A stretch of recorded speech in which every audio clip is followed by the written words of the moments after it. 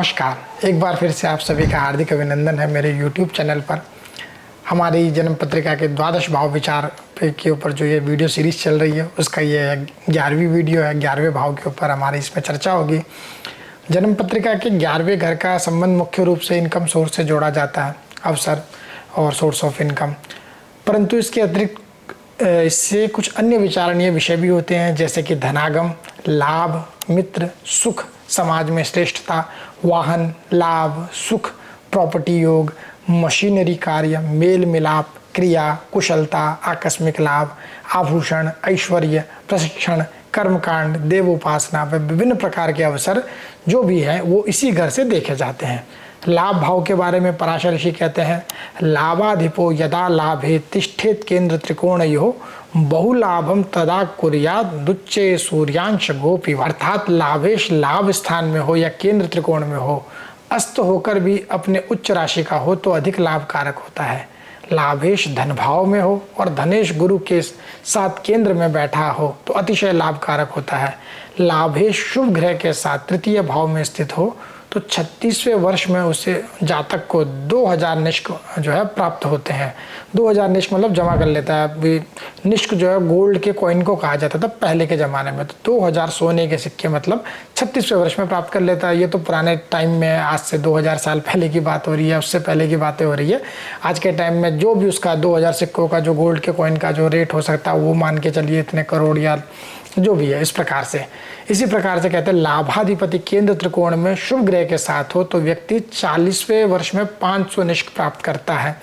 उसको 500 सोने के सिक्के के बराबर धन मान लीजिए, इस प्रकार का जो प्राप्त होगा। मतलब उसका भाग्योदय उस वर्ष में होगा, इतना होगा धन अपने पास जोड़ चुका होगा। एकादश में गुरु एवं द्वितीय भाव में चंद्रयुत हो और भाग्य स्थान में शुक्र स्थित हो तो ऐसा व्यक्ति 6000 निष्क का अधिपति होता है। मतलब इतना ज़्यादा धन है उसके पास होता है ऐसे ग्रह होने पे। ये तो हो गई विशेष बात। अब सामान्य बात जानते हैं। अब जानते हैं कि एकादश भाव के स्वामी का जन्म कुंडली के 12 भाव में बैठने का क्या लाभ होता है। ये तो लगभग सभी की पत्रिकाओं में आपको जो है देखने को मिल जाएगा। क्या क्या फल होता है। एकादश भाव का स्वामी कहते हैं यदि लग्न में हो तो जातक सात्विक प्रवृत्ति वाला, धनवान, सुखी, समदर्शी, कवि, वक्ता और सदैव लाभ से युक्त होता है। कुमार मंगलम बिरला एवं रतन टाटा जी की पत्रिका में एकादश भाव का स्वामी शुक्र प्रथम भाव में विराजमान है। इनके अलावा श्री धीरू भाई अंबानी जी की पत्रिका में भी देखिए एकादश भाव का स्वामी बुध लग्न भाव में ही बैठा है। तो ना खानदानी रईस होने पे भी उनका उतना शो ऑफ नज़र नहीं आता और जो है चैरिटी करते रहेंगे। बिरला जी का तो बहुत सारे धार्मिक तीर्थ स्थल में जो है कार्य चल रहा है काफ़ी समय से, तो वो इन पे सटीक बैठा था, इसलिए इनका उदाहरण यहाँ पे लिया। तो यदि यह दूसरे घर में बैठा हो तो जातक सभी प्रकार के धन से युक्त होता है, सभी सिद्धियों को प्राप्त करने वाला, दान देने वाला, धार्मिक और सदा सुखी रहने वाला होता है। एकादश भाव का स्वामी यदि थर्ड हाउस में हो तो व्यक्ति सभी कार्यों में दक्ष होता है, धनी होता है एवं भाइयों के सुख से युक्त होता है, पर उसे रोग का भय रहता है। उद्योगपति नुस्ली वाडिया की पत्रिका में एकादश भाव का स्वामी गुरु तृतीय भाव में अपनी उच्च राशि में बैठा है। ये उदाहरण के लिए है।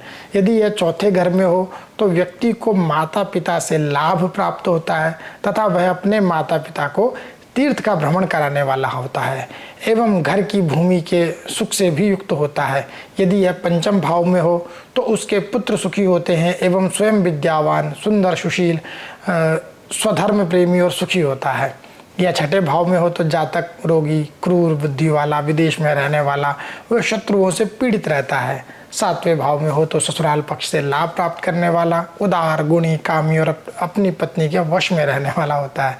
यदि यह अष्टम भाव में हो तो अपने कार्य में हानि, मतलब कि व्यापार में हानि, वह दीर्घायु वाला होता है। 9वें घर में हो तो व्यक्ति भाग्यवान, चतुर, सत्यवादी, राजपूजित व धनाधिप होता है।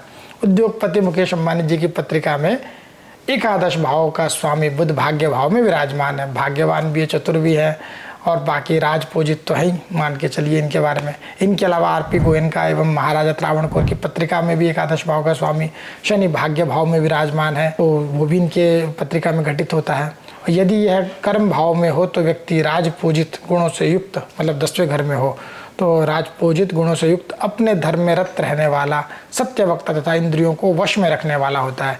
अनिल अंबानी जी की पत्रिका में एकादश भाव का स्वामी गुरु कर्म भाव में विराजमान है।